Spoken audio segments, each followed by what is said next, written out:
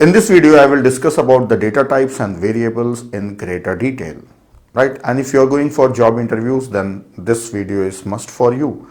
And if you are a beginner or for academics, if you are studying, then this is optional to watch this video. Now let us talk about data types.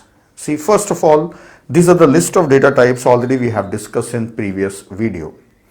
And I said that all these data types are integral type. 4 data types are there that are integral.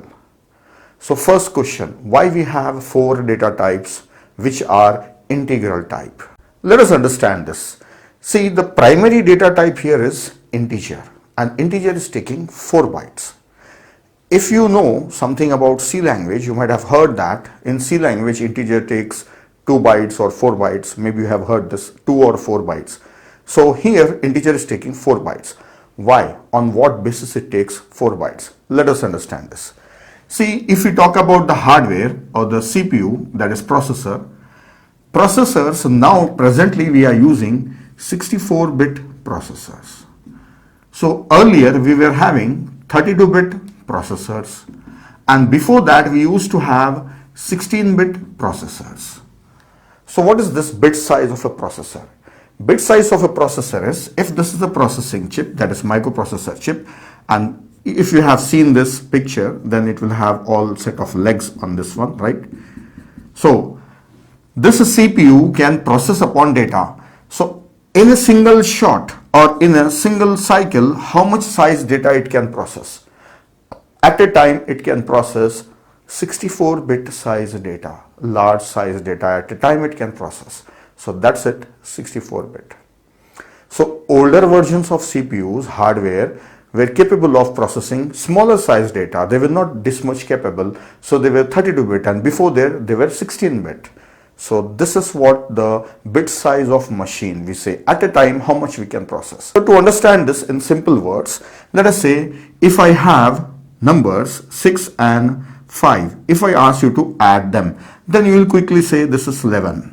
If I give you 98 and 63, and if I ask you to add them, you cannot quickly give the answer. You can give the answer for 8 and 3, that is 11, and then you take carry, then you will add it and say 161.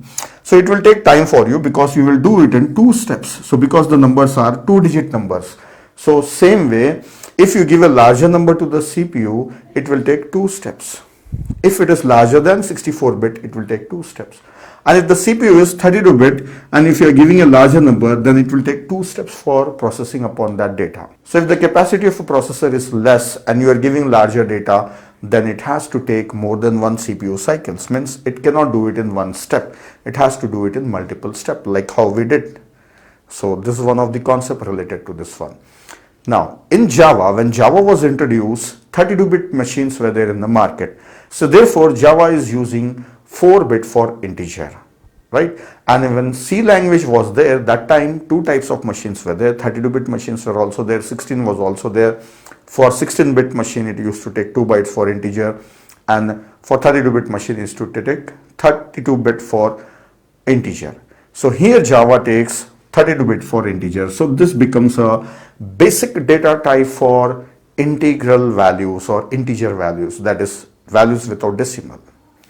Then if you want larger value, then long is available, long, which takes 8 byte. So a 32-bit processor cannot process that long type of data in one single shot or one single step. It has to take multiple steps. Remember this one. So this means that if you're going for long, no doubt you can store larger value, but it may be slower than integer. Actually depends on the hardware. So as per the concept we discussed, we understand that long type of data type, we need 2 CPU cycles. So integer can be done in 1 single CPU cycle. Now then, why we have short and byte? If you are using short and byte and the processor is 32-bit, suppose right now we are using 64, let us assume it is 32-bit, we are underutilizing a processor. We are not fully utilizing it. It is capable of processing 32-bit at a time, but we are making it do only 16-bit at a time because these are 2 bytes. 2 bytes means 16-bit. So we are underutilizing it. But the question why Java is having that short type of data? The reason is when you declare the variable will occupy some memory, right? It will occupy some space in the memory. So that space will be less. So it is space efficient. If you are storing a smaller number, then instead of taking integer, you can take short to save some space. This is one of the reasons. Right? No doubt CPU capacity is underutilized, but the space is saved. And similarly we have byte, so for that also space is saved. This is one reason. Then the another reason why we have short or byte is because when Java was introduced, at that time lot of softwares which were developed in using older languages, that is they were meant for 16-bit machines, those languages were already being used, like C or C++ or COBOL, like old languages. The softwares developed in those languages were already in use. Now Java wanted to provide support or compatibility with those languages also, the softwares of those languages. That is the reason, another reason why Java have short as well as byte. It means if those softwares are 16-bit, then if you want Java programs to communicate with those softwares, then Java can comfortably communicate with them in 16-bit of data. This is another reason. So that's all with this. Let us quickly look at the things. See, basic data type is integer type and it depends on the word size or the bit size of a hardware. And so Java is directly compatible with the 32-bit hardware. Then next, if you want larger size data, then long is there. And if you want backward compatibility with the old languages, then short and byte is also there. And they are also meant for saving the space. So this is about the sizes of data types. Now, next thing about them I will discuss, that is these data types can store negative values also and positive values also, right? Negative and positive, negative and positive. So each data type supports negative and positive. So it means they are signed data type. They allow signed values, negative and positive. Let us understand how they support signed values. So I'll remove this and I will discuss. For explaining sign, I have taken an example of a byte. A byte takes 1 byte, that is 8 bits. So these are 8 bits. This is least significant bit, this is most significant bit. So in 8 bits, one of the bit is reserved as sign bit. And if that bit value is 0, then the number will be taken as positive. And if it is 1, then the number is taken as negative. So this sign bit decides whether the number contained in these bits is positive or negative. This is first thing. So a number can be stored only in 7 bits. In 7 bits, what is the minimum number that can be stored? So it can be 0, 0, 0. All these are zeros. And this is sign bit, so this is also 0. It means it is positive. So what is this value? This is 0. This is in binary form and in decimal form it is 0. Then what is the largest value that we can have in all these 7 bits? This is 1, 1, 1, 1, 1, 1, 1. All these are ones. And this is positive, so that's why it is 0. Let us say it is positive. Then what is this equal to? This is equal to 127 in decimal form. So if you know this, then this is 1 and this is 2 power 1 and 2 power 2, 2 power 3, 2 power 4, 2 power 5 and 2 power 6. If you add all these, then it is 127. So if all 7 bits are 1 means the number is 127.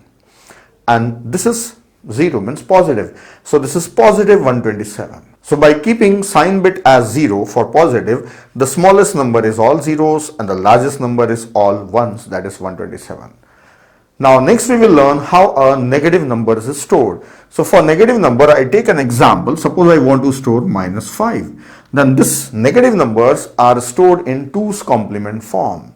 So what is this 2's complement? So first of all, let us take this 5 in positive 5. Then I will show you how it is represented in 2's complement form.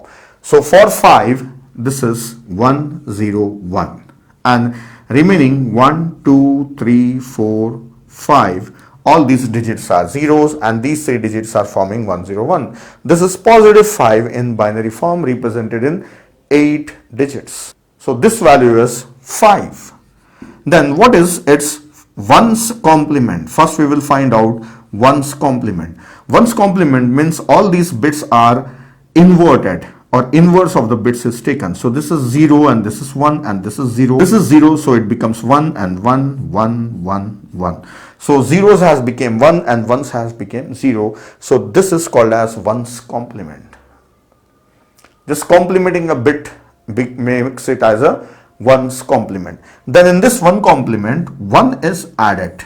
So after adding 1, forget about this one, forget about this, only in this one, 1 is added. So 0 plus 1 is 1 and this 1 is as it is. Then remaining all are as it is, right? So this is 2's complement. This is 2's complement. So you should know this one. When you want to know the details, you should know how a number looks like in 2's complement. See, now this bit is 1. So this is sign bit. When it is converted into 2's complement, automatically this becomes 1. So this is sign bit. And this is 2 power 0, that is 1. And this is 2 squared, this is 2 cube. See, these are all 7 bits, right? Now this is not a positive number, it's a negative number because this bit is 1. So how to get back 5? Again, 2's complement of this number is taken to get back value 5. So this is how negative numbers are stored in the memory. I have shown you with the example of byte. Same thing applies to all these integral types.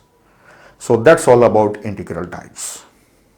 Now next, let us move on to float and double. Let us talk about this.